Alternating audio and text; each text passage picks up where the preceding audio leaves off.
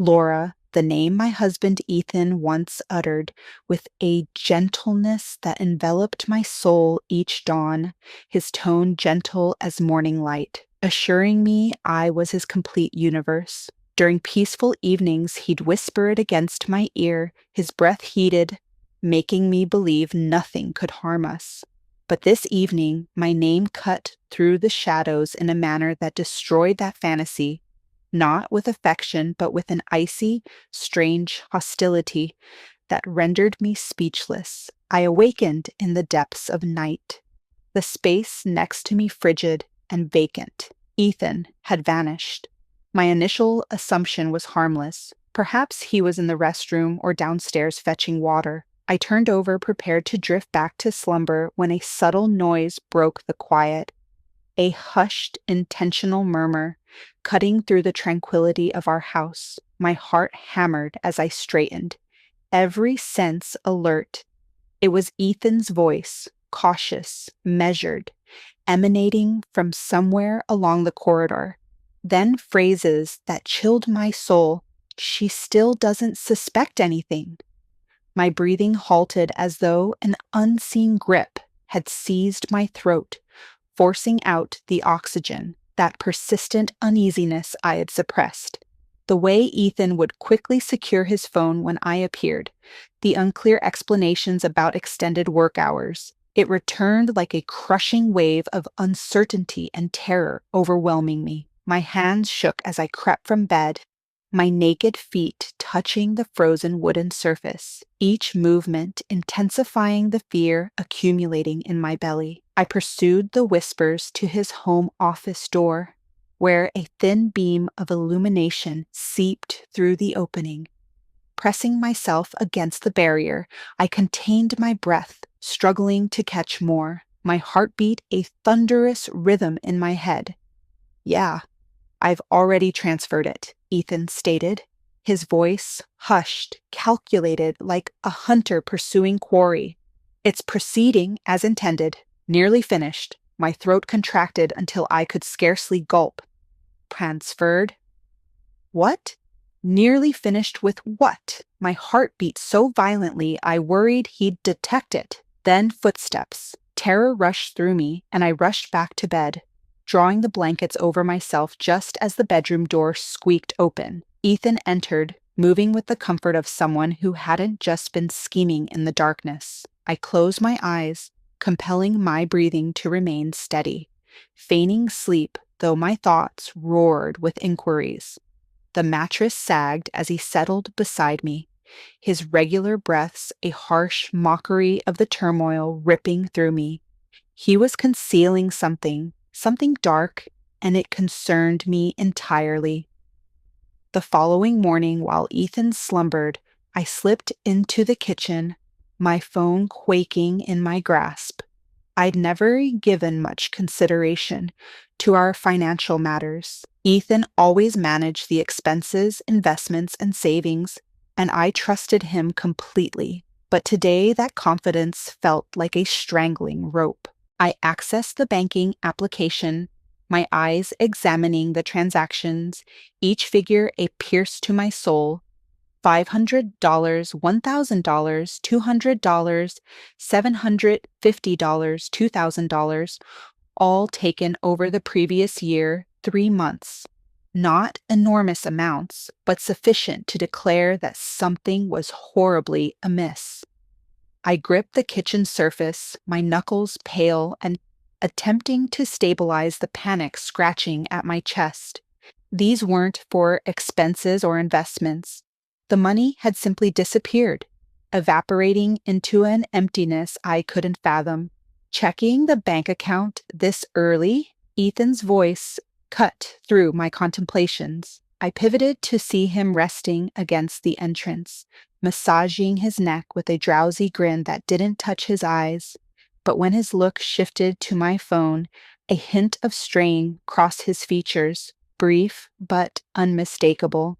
"Just randomly checking," I replied, forcing my voice to stay composed despite the tempest raging within. "There are several withdrawals I don't recognize." He strolled over, pouring himself coffee with a relaxed manner that seemed practiced. "Oh, those just some minor investments I neglected to mention." He took a drink, his eyes evading mine, his smile a fragile covering over something more sinister. I examined his face for a fracture in his disguise.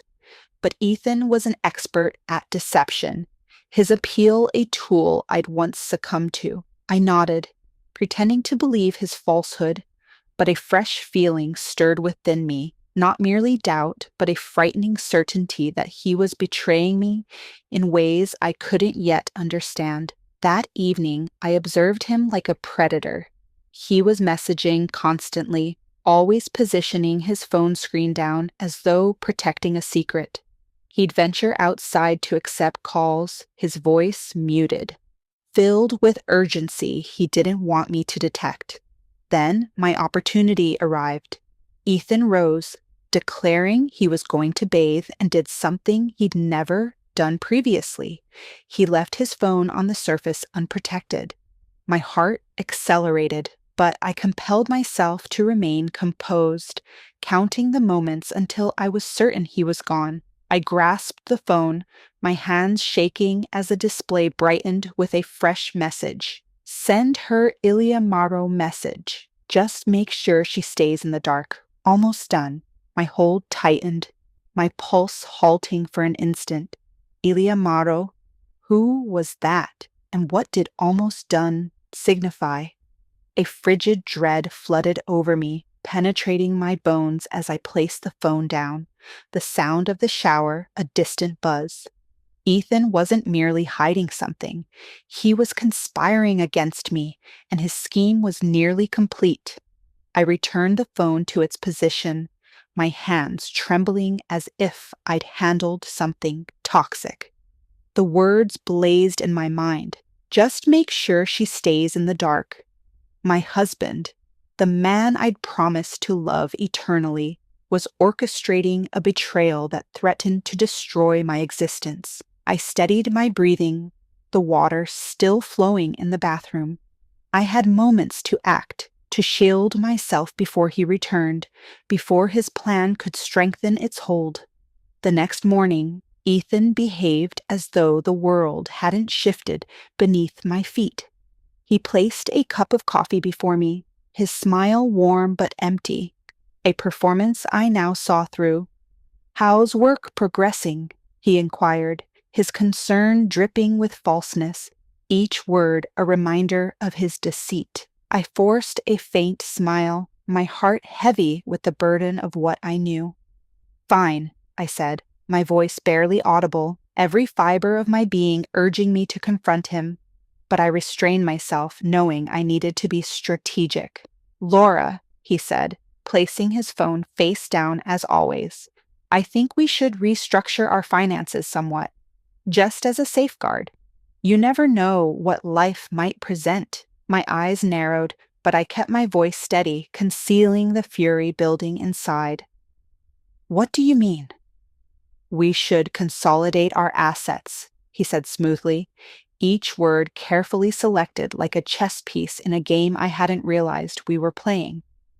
"If anything occurs, it'll be simpler to manage. I'll handle the documentation. All you have to do is sign." My grip tightened on my coffee mug, the warmth doing nothing to melt the ice in my veins. I'd been anticipating this moment, sensing his plan developing like a snare. He thought he could manipulate me, make it sound like a simple procedure. But I wasn't foolish. I smiled, nodding slowly, my mind racing. "Sounds reasonable. Can you show me the documents first?" A flash of surprise crossed his eyes. He hadn't expected me to agree so willingly, but he recovered swiftly, nodding with practiced ease. "Of course, I'll have them prepared soon." I didn't wait for soon. As soon as Ethan departed for work, I contacted Anna, my attorney and closest friend from university, my voice trembling with urgency. I couldn't allow him to outmaneuver me. I needed to protect myself before he made his next move. As I revealed everything, The whispers in the night, the mysterious withdrawals, the chilling message from Elia Morrow. Anna listened in silence, her composure anchoring me. When I finished, her voice was steady but urgent. Laura, you need to move your assets immediately. I'd been considering it all night, lying awake as Ethan slept beside me. His presence itself a betrayal. Hearing Anna state it solidified my determination, transforming fear into action. We'll establish a trust, she continued. Transfer everything valuable into your name under it. Ethan won't be able to touch a cent. Do it, I said, my voice firm despite the fear gnawing at my heart, the weight of potentially losing everything I'd worked for pressing down on me. In less than 3 days, we finalized everything. The apartment, savings accounts, investment shares, all were protected, secured away from Ethan's reach. No matter what he attempted, he couldn't take anything from me. 4 days later, he came home early, sitting across from me with an air of significance, his eyes gleaming with a confidence that made my stomach turn. I knew the moment had arrived. Laura, he began, placing a stack of documents on the table, his voice measured. We need to have a serious conversation. I eyed the papers, my heart steady despite the storm of emotions within. I was ready. What is it? I want a divorce, he said, his voice calm, rehearsed, as if he'd practiced the words countless times. I think it's for the best. We've grown apart. I don't want things to become more strained. I raised an eyebrow, showing no surprise, though my heart ached at the finality of it all. Really? He hesitated for a split second, a crack in his facade, then pressed forward. Yes, it's better this way. I remained silent, letting the moment extend, letting him feel the weight of his own words. Then I pushed the papers back toward him. Before we discuss this, there's something you should know. He frowned, his confidence faltering. What is it? I met his gaze, my voice clear and deliberate, each word a blade. I've already moved all my assets. The air thickened with tension, heavy as a storm cloud. Ethan froze, his eyes widening, his jaw tightening as a realization struck. What? You can't take anything from me anymore, I continued, my tone unwavering, though my heart pounded with a mixture of fear and triumph. Everything is legally protected. The apartment, the savings, the investments, they're all secure. Ethan was silent, his face twitching with barely restrained rage, his hands clenching into fists. He hadn't anticipated this, and the shock in his eyes was a small victory. I stood, meeting his stunned gaze with a calm smile, though inside I was trembling with the magnitude of what I'd accomplished. You were right about one thing, Ethan. No one can predict what's going to happen. He didn't respond, but I could see his mind racing, calculating his next move, searching for a way to regain control. It didn't matter. The power had shifted, and for the first time, I was the one holding the cards. Ethan didn't speak for a full minute, gripping the divorce papers so tightly his knuckles whitened. His anger was palpable, a storm brewing behind his eyes, but he fought to maintain his composure as if he still held the upper hand. I straightened my jacket, my pulse racing with a blend of victory and persistent dread, the burden of his treachery still weighing on my soul. If there's nothing more, I believe we're finished here. He inhaled deeply, forcing a grin that failed to touch his eyes.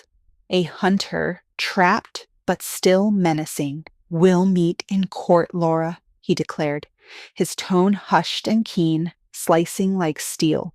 And you won't escape this easily. I smirked, maintaining his stare, refusing to allow him to witness the spark of terror his words ignited. Then proceed and attempt it. I exited the living room, a wave of triumph flowing through me, but I understood the conflict was nowhere near concluded.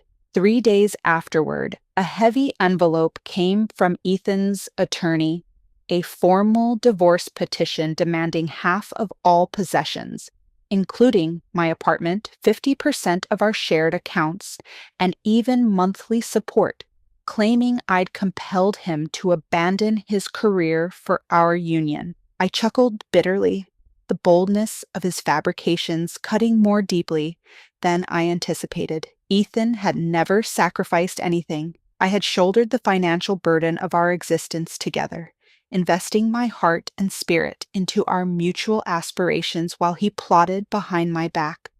He'd lost nothing, yet he desired everything. I contacted Anna immediately, my voice quaking with a mixture of fury and resolve.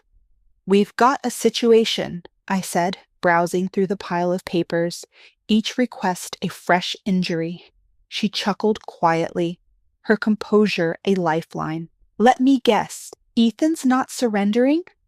"Of course not," I sighed, my fingers tracing the document edges. "He wants half my possessions, the apartment, and support payments." Anna scoffed, her voice saturated with contempt. "He actually believes he has a chance? No, but he'll attempt to exhaust you with every tactic he possesses. Then we battle," I stated, my voice firm despite the anxiety knot in my belly, the weight of his betrayal pressing harder with each moment. "It's time we demonstrate he chose the wrong adversary," Anna responded, her tone fierce, sparking hope within me. 4 days later, Anna and I occupied her law office, examining the case file, every detail a reminder of the existence I'd believed I'd constructed with Ethan. "He doesn't have a prayer," she said, placing the folder down with a decisive impact. "You transferred your possessions before he filed.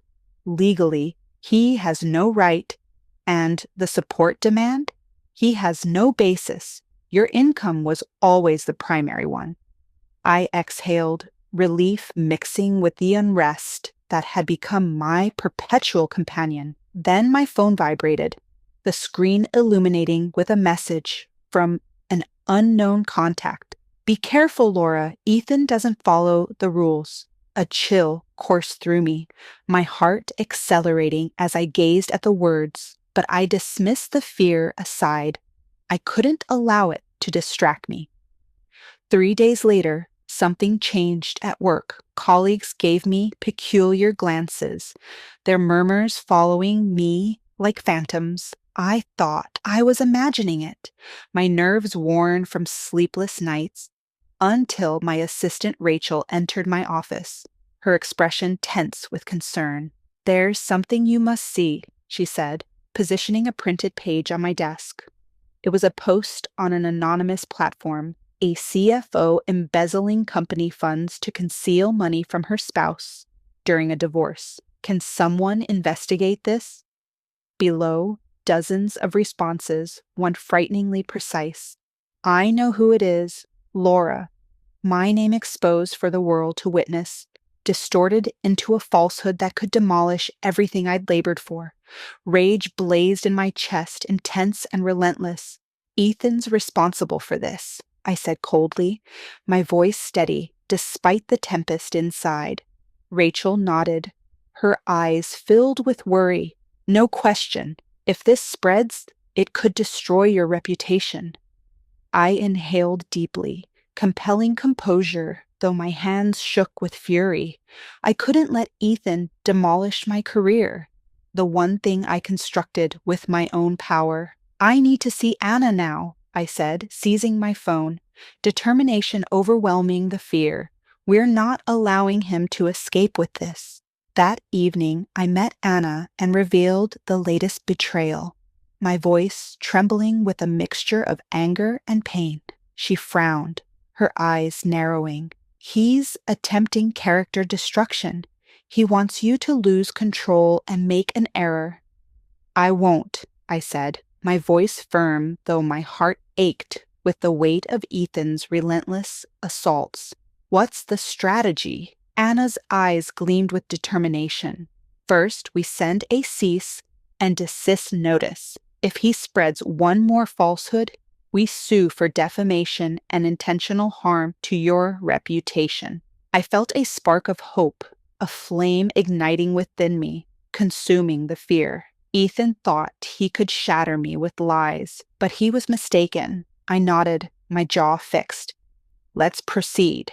3 days later, in Anna's office, she slid a document across the surface, her expression serious. Ethan just filed a lawsuit accusing you of financial fraud. I froze, my heart sinking. What? He claims you embezzled money from your joint accounts before transferring your assets, Anna said, her tone calm but strained. And he's not alone. There's a co-plaintiff. I opened the file, my eyes settling on a name that sent a tremor down my spine. Ilya Maroro. Ethan had an accomplice, someone collaborating with him to tear me down. Who is Ilya? I asked, my voice parched, barely concealing the fear clawing at me. Anna crossed her arms, her expression grim. He's known for creating fraudulent financial documents, been connected to lawsuits, but no one's caught him with evidence. I browsed through Ethan's court filings, my anger escalating with each page. These transactions aren't mine, I snapped, my voice trembling with fury, the betrayal cutting deeper than ever. Anna nodded, her calm anchoring me. We suspected that. But if we don't act quickly, this could become serious. I clenched my fists, my nails piercing my palms. Can we prove they're fabricated? Anna's smile was sharp, a gleam of hope in the darkness. Not only can we prove it, we're going to use it to our advantage. She assigned the case to a forensic financial expert, and I spent the following week in a haze of anxiety and determination, checking my phone compulsively, jumping at every alert. A week later, Anna summoned me to her office, her eyes shining with a rare hint of excitement. You're going to enjoy this, she said, placing a file before me. They made an error. The transactions Ethan claims you made, they're time-stamped before your account even existed. I blinked, my heart racing, a flicker of hope piercing through the fog. What? Anna tapped the page, her finger tracing a list of bank statements. This account was opened in July, but their documents show transactions from May. They were too overconfident and didn't verify. A smile spread across my face, slow and triumphant, as the weight of fear began to lift. They just destroyed themselves, I whispered, my voice thick with relief. Anna nodded, her eyes blazing with determination.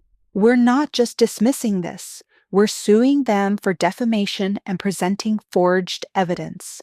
3 days later, Anna filed the countersuit, the words resonating with justice. Defendant Ethan Reynolds, along with accomplice Ilya Mararo, knowingly submitted falsified evidence to defame and financially harm plaintiff Laura Thompson. We also demanded compensation for the damages they'd cause, each lie a brick in the wall of their downfall. Ethan wasn't just going to lose, he'd pay for every betrayal, every moment he'd made me doubt myself. That evening, I sat on my couch, savoring a rare moment of tranquility with a cup of coffee, the warmth grounding me. My phone buzzed. An unknown number. I answered, and a snarling voice came through. You think you're so clever, don't you? I smirked, my heart steady despite his venom. Hello, Ethan. Got the notice from your lawyer. I swear, Laura, you're going to regret this, he hissed, his voice dripping with desperation. You have no idea who you're dealing with. I leaned back, fearless, the strength I'd fought for rising within me. No, Ethan, you're the one who doesn't know who you're dealing with. The line went dead, and I set the phone down, a smile lingering on my lips. He was desperate, grasping at straws, and I was ready for whatever he threw next. The courtroom was electric with tension, the air thick with anticipation. I sat upright, my eyes locked on Ethan across the room. He wore a tailored suit, but his hands gripped the table, his knuckles white, betraying the unease he couldn't hide. The judge flipped through the documents, his voice steady, cutting through the silence. Based on the evidence, the transactions Mr. Reynolds claimed Miss Thompson made were impossible. A murmur rippled through the room, and I glanced at Ethan, catching the twitch in his eye, the clench of his jaw. He knew what was coming, and the fear in his posture was a quiet victory. The judge continued. A forensic expert confirmed these transactions predate the plaintiff's account. This indicates the documents presented by Mr. Reynolds and his associate were fabricated. Anna let out a quiet laugh beside me, and I felt a surge of satisfaction, a fire that had been smoldering for months, finally blazing free. The judge tapped his gavel, his voice resolute. Due to the defendant's falsified evidence, the court dismisses all of Mr. Reynolds' claims and orders him to cover the plaintiff's legal costs. I couldn't hide my smile as Ethan's shoulders slumped, his carefully constructed facade crumbling. His attorney stood, voice trembling, but the judge silenced him with a raised hand. Furthermore, due to the deliberate submission of false information, I am ordering an investigation into the documents submitted by Mr. Reynolds and his accomplice. Ethan froze, the weight of his mistake crashing down on him. This wasn't just a divorce case anymore. He faced real legal consequences, the kind that could unravel his life. The gavel fell, sharp and final. Court is adjourned. Anna flashed a victorious smile, her eyes sparkling with triumph. A perfect knockout, she whispered. Ethan lingered, his steps heavy as he walked out, the confidence he'd once worn like armor now gone. I slowed my pace, letting him feel my presence, my quiet triumph burning brighter with each step. He turned back, meeting my gaze, his eyes filled with a mix of anger and defeat. I tilted my head, a slow smile spreading across my face. "Are we done here, Ethan?" He said nothing, his silence louder than any words. There was nothing left to say. Outside the courthouse, I took a deep breath, the fresh air cleansing the tension from my body, washing away the months of fear and betrayal. I triumphed. Not merely a legal confrontation, but a conflict against the man who attempted to destroy me, to strip away everything I'd constructed.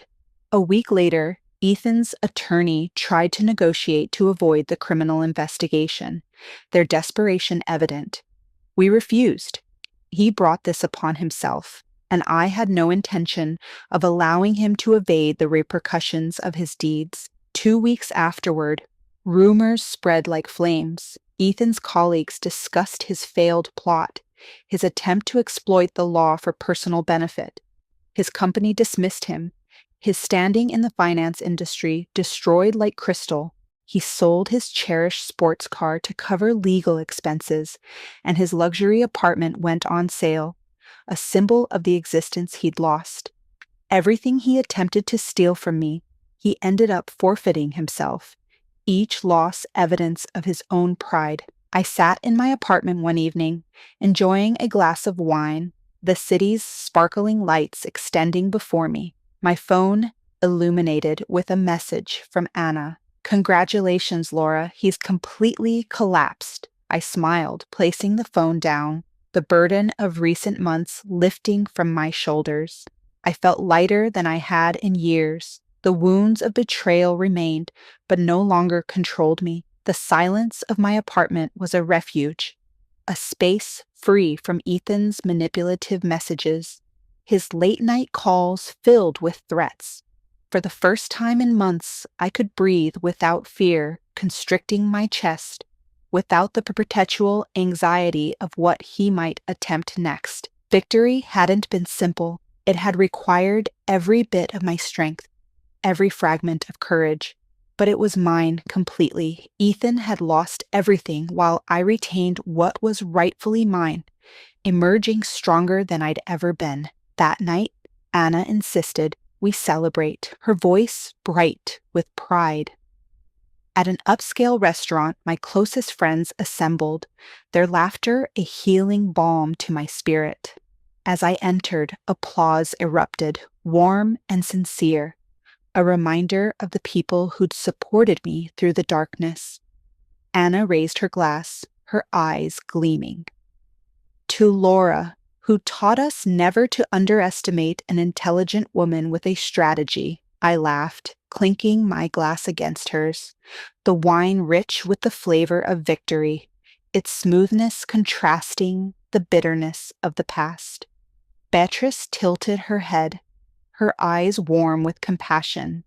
How does it feel knowing he has nothing remaining? I set my glass down, a gentle smile forming as I searched for words. Liberating, I said, my voice steady but thick with emotion. But more than that, it feels like independence, like I've reclaimed every part of myself he tried to steal. Beatrice nodded, her empathy anchoring me, a reminder of the strength I discovered in community. What's next? She asked, her voice soft but curious. I inhaled deeply, the city's rhythm humming outside the window, alive with potential.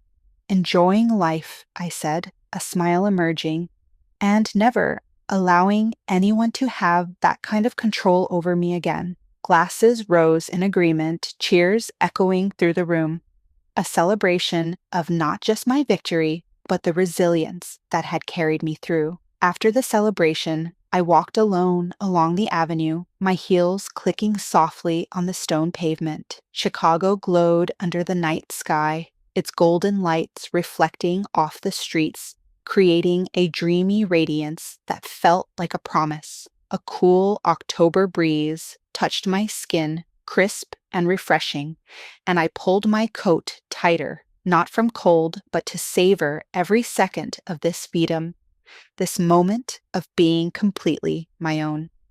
My phone buzzed, an unknown number flashing on the screen. This isn't over. I smirked, recognizing Ethan's desperate final attempt at control. Without hesitation, I tapped the number and hit block. The action final. Empowering. He had no power over me anymore. No hold on the life I'd reclaimed. On my balcony, I gazed at the city's glittering horizon, the lights stretching endlessly before me. The air felt fresher, lighter, as if I'd shed a burden I'd carried for far too long. My story with Ethan was over, its final chapter written in my victory. I'd won, not just legally or financially, but by reclaiming myself, by finding the strength to rise above betrayal. Some lessons come at a brutal cost, delivered in the harshest ways. I once believed Ethan was my partner, the one I could build a future with, share every dream and secret. I ignored the warning signs, the subtle changes in his behavior, thinking love and trust could overcome everything. I was mistaken. Even those we love most can betray us in ways that cut deeper than we ever imagined. Their actions a blade to the heart. But strength isn't about avoiding betrayal. No matter how careful, how loving, how much you give, some will exploit your trust, twisting it for their gain. What matters is what you do afterward. Do you let it destroy you, crumbling under the weight of their lies? Or do you rise, stronger, wiser, and unyielding? I chose to rise, to fight for myself with a ferocity I didn't know I possessed. My battle with Ethan wasn't just about legal victories. It was a crash course in protecting myself emotionally and financially. I once thought love meant sharing everything: finances, dreams, vulnerabilities, with no boundaries, no safeguards. But reality taught me that trust requires preparation, especially when money and power are involved. Ethan thought I'd be an easy target, a pawn in his game of manipulation. He planned, schemed, and believed I'd crumble under pressure. He was wrong. I stayed calm, made a plan, and struck back at the right moment, turning his overconfidence against him. His haste, his arrogance exposed the flaws in his lies, and I used those flaws to bring him down, to reclaim what was mine. Sipping my wine, I let the subtle bitterness linger on my tongue, a reminder of the pain that had forged my strength. The past was behind me, its lessons carved into my soul. Ahead lay a future I owned, one where I'd never again let someone control my fate. Life isn't always fair, and sometimes the people we trust most are the ones who betray us. Their actions a wound that lingers. But Laura's story is more than a divorce lawsuit. It's a testament to resilience, to the power of preparation and self-protection in every relationship, especially when finances are intertwined. Never lose control over your life. When faced with betrayal, stay calm, make a plan, and strike back when the time is right.